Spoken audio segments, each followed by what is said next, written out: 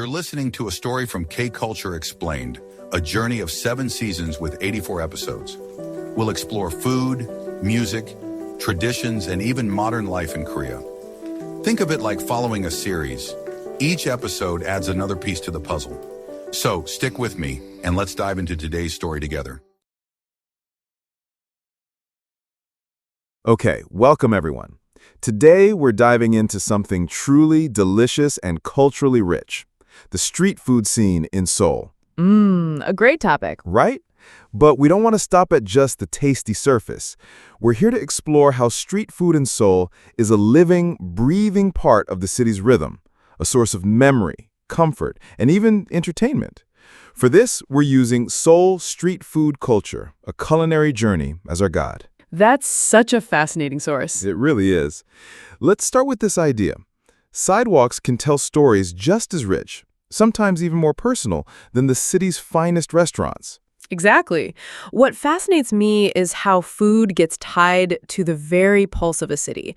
It becomes an everyday ritual, open to absolutely everyone. When something so basic, so fundamental is celebrated in public, it reveals a lot about the culture itself. Absolutely. And the source material captures that beautifully. Food lives not only in restaurants, but also on the sidewalks. I love that phrase. It's very vivid. And it's not just words. Picture this. Night falls, and red tents, pujangmacha, begin to glow. Steam rises from bubbling pots, pans sizzle. The air fills with rich aromas. It's a full symphony for the senses. And here's the key. It's not a once-a-year festival or a trendy food truck scene. Not at all. Street food in Seoul is woven into everyday life. Students grabbing a bite after class, office workers unwinding after work. It's cheap, comforting, and accessible. And that accessibility is powerful. It doesn't just open doors to food, but to the city itself. Exactly. That democratic access is about more than affordability. Right. When food is right there, open and accessible, it naturally breaks down social and economic barriers. How so? Because it creates common ground. No matter where people come from or how much money they make, they can all share the same food experience, standing side by side at a cart. That's such a powerful image. So, in Seoul, does this democratic access change how people interact compared to cities where restaurants dominate? Definitely. In cities with strong street food cultures, public spaces become vibrant social hubs. People linger, talk, connect. The setup is informal, encouraging spontaneous interaction. Unlike a formal dinner reservation. Exactly. Restaurants often carry a status element. Street food, on the other hand, fosters egalitarian encounters, unplanned communal moments that weave the social fabric of a city. So sidewalks are for living, not just walking. Exactly. Living, eating, chatting. And it's that everyday presence that creates the strongest memories.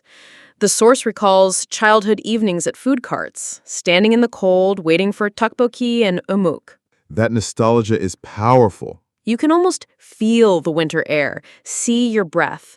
The spicy, chewy tteokbokki and that hot cup of fish cake broth, tiny rituals that warmed both body and memory. A sensory shield against the cold. Exactly. And it's not only winter. Summer memories, too. Cheap ice pops from the corner store after school. Simple, not gourmet, but unforgettable on a hot day. Which raises a great question. Why do simple foods become such anchors for memory? Yes. How do they define comfort and place? It's not about complexity, but context. The moment, the weather, who you were with. These foods become sensory bookmarks, shared across generations. Sensory bookmarks. I love that. So what does it mean when simple street foods carry more emotional weight than fine dining? Accessibility and repetition.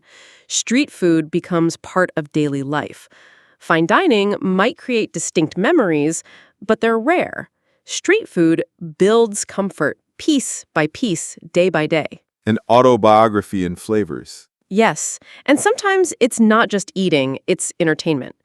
Take Turkish ice cream vendors in Seoul. Spinning cones, teasing kids. The laughter becomes part of the taste. Food as theater, making the experience more memorable than the ice cream itself. Exactly. It's an event, not just a purchase. A reminder that human connection is as important as the food. A mini celebration on a street corner. And while social media amplifies it today, food performance has always had roots in history.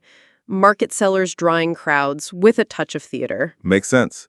And beyond performance, street food also serves practicality. Of course, walking snacks like bunjiopong, fish-shaped pastries, are perfect for city life. Crunchy outside, soft inside, warm in your hands. And seasonality makes it even richer. Gungoguma, roasted sweet potatoes in winter. Their smell alone defines the season. Street food mirrors life's rhythms. Winter warmth, summer coolness. It ties food to weather, to time, to memory. Exactly, anchoring chaotic city life in something cyclical, comforting. And that's why Seoul's street food tells a deeper story. It's necessity, memory, performance, and comfort all in one. So to our listeners, how does street food shape your view of a city? What stories does it tell beyond taste? And, maybe more importantly, what do your city's streets say about its culture? Through food or even its absence? A great question to end on. Thanks for joining us. My pleasure. We hope it inspires you to taste the stories in your own streets. If you'd like to explore more, I've prepared a free 3-in-1 K-Culture Starter Pack. You'll find the link in the show notes or description. Curious for more? My full ebook on Korean food culture is ready. Just check the link in the description. And if you want the complete journey, with all ebooks and audiobooks from the entire series, you'll find the full season premium package in the show notes.